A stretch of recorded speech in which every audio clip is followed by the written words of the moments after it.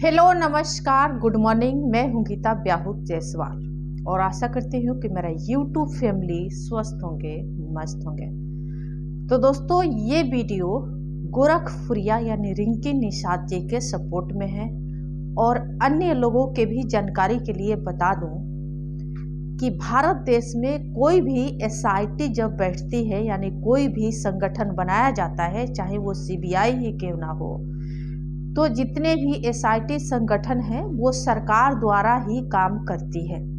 वो पब्लिक के कहने पर नहीं करती और ना ही किसी क्राइम के पीड़ित के कहने पर वो काम करती है। पीछे से सरकार एसआईटी संगठन संगठित को तैयार करती है और वो एसआईटी वो संगठन सरकार के कहने पर ही अपना काम करती है। अब मैं यहाँ पे बता दूं कि भारत देश में पुलिस सबसे ज़्यादा भ्रष्ट है, थाना पुलिस और नेता मंत्री तो है ही सबसे ज़्यादा भ्रष्ट।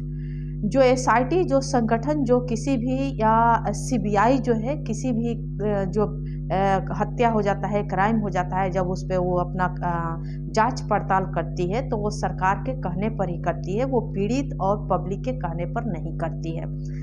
उस जांच में अगर कुछ पाया जाता है तो वो सबसे पहले सरकार को जानकारी दिया जाता है और सरकार इस पर तय करती है कि इस मामला को यहीं पे रफा दफा ख़त्म करना है या इस मामला को आगे बढ़ानी है। सरकार तय करती है, ये पीड़ित या उसके परिवार या अपने देश के जनता नहीं तय करती है। तो आप लोगों को मैं बता दूं कि पुलिस भी भ्रष्ट है, निगम पार्षद, मुखिया, प्रधान और नेता तो है ही, ये सब के सब भ्रष्ट है और कोई भी महिला सपोर्ट में नहीं है।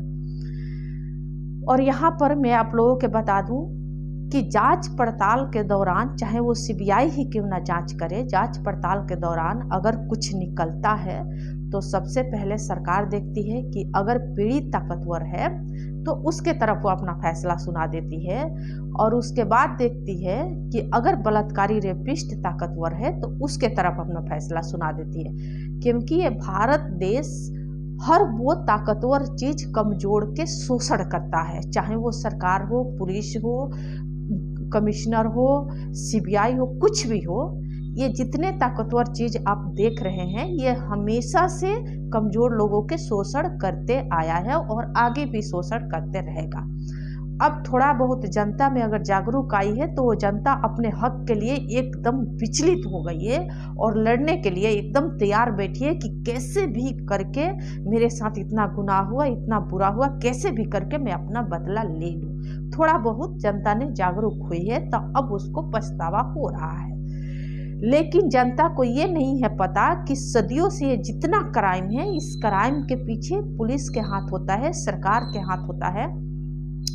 एक बलात्कारी आपके गली मोहल्ले में बलात्कार करके और थाने में जाके पैसा खिला देता है और उस बलात्कार के रिपोर्ट तक नहीं थाने वाले लेंगे, क्योंकि थाने का जो पुलिस होता है उनको रिश्वत मिल चुका है। वो क्यों अपने पैरों पर कुल्हाड़ी मारेंगे। तो इस तरीका से गांव हो, शहर हो या राजधानी दिल्ली हो, राजधानी दिल्ली में हर 3 मिनट में एक बलात्कार होता है। तो इस तरीका से कोई भी हो, हर जगह के दुर्घटना के इसी तरीका से अंजाम दिया जाता है। रिंकी निषाद जी और बाकी सब जो थर्ड जेंडर है यानी जिसको हम किन्नर कहते हैं, सब लोग गए वहाँ पे मौलिक थाना पे मालती चौहान के सपोर्ट में और केस के लिए उन लोगों ने जांच पड़ताल के लिए हल्ला किया था, किसी के हत्या करने, जान मारने नहीं गए थे। तो उन्होंने अपने केस को आगे इसमें कैसे जांच प्रक्रिया चल रहा है ये जानने के लिए वो लोग गया था। लेकिन यहाँ समझने वाले के और समझाने वालों को दोनों को ही गलतफहमी हो चुका है। मालती चौहान जो एक यूट्यूबर थी, वो आज देश के कोई राजनेता होती, वो आज देश के जाने माने किसी अमीर लोगों में से एक होती तो उनकी जांच पड़ताल अभी तक सीबीआई द्वारा हो चुका होता। लेकिन वो एक अनपढ़ नासमझ गरीब घर के और एक यूट्यूबर थी मामूली, जिससे वो अपना पैसा अर्निंग करती थी, उससे अपना घर परिवार दुनिया चलाती थी। तो ऐसे लोगों के जांच पड़ताल नहीं होता और क्योंकि बहुत सारे केस आप लोग पीछे देख चुके हैं, ऐसे लोगों की जांच पड़ताल नहीं होता। सरकार जो है अपना कागजी कार्रवाई करती है, पुलिस थाना अपना कागजी कार्रवाई करके और उसको ले जाके फाइल बना के रख देती है, और ये सदियों सदियों तक ऐसे पड़ा रहेगा। कभी कोई मुद्दा आया तो उसने खोल के दिखा दिया कि लो जी हमने तो अपना जांच किया था। उसके बाद से कभी कोई ऐसा मुद्दा नहीं आया, उसने बात को बंद कर दिया। यहाँ इसी तरीका से होता है पूरा सिस्टम जो है। सरकार किस पुलिस किसके अंडर में है? सरकार के अंडर में है। सिस्टम को कौन चला रहा है? सरकार चला रहा है। तो ये सारा चीजें सरकार के ही पीछे से कहने पर चल रहा है, हो रहा है। ये पुलिस जितने घूसखोर है अपने देश में, ये वकील पुलिस ये जितने भी है सिस्टम में जो बैठे हुए लोग हैं, ये जितने घूसखोर लोग हैं, इनको घूस लेने के लिए कौन सिखाता है? सरकार कहता है कुछ तुम खाओ और कुछ हम खाए, बात बराबर। लेकिन इस बात को पब्लिक नहीं समझती। जैसे धर्म अलग चीज है, राजनीति अलग चीज है, जातिवाद अलग चीज है, महिला अधिकार अलग चीज है।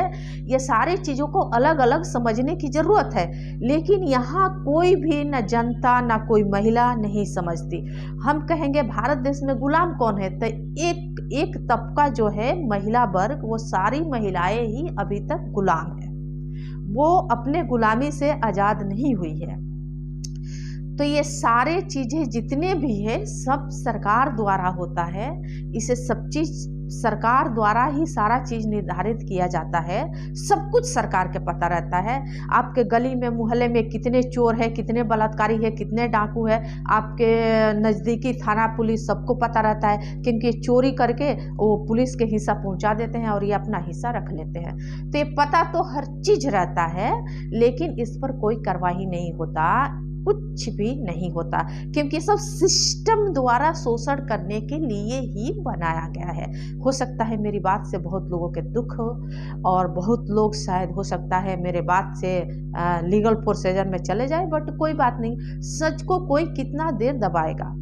तो इसीलिए मैं महिलाओं से कहूँगी, आप मौलिक थाना पर, रिंकी निषाद जी मौलिक थाना पर क्या, आप कहीं भी बेधड़क बेझिझक, आप अच्छा काम कर रही थी, इसीलिए आपको फंसाया जा रहा है। और इसमें बहुत सारे यूट्यूबर मेरी बहनें हैं जिनको वो अच्छा काम कर रही थी मालती चौहान के पक्ष में, इसीलिए उनको जानबूझ के सिस्टम द्वारा फंसाया जा रहा है, ताकि इस तरीका से महिलाएं अपने हक अधिकार के प्रति उभर के देश में बाहर ना आए। तो नमस्कार, मैं फिर से आऊँगी नेक्स्ट वीडियो में, तब तक के लिए बाय।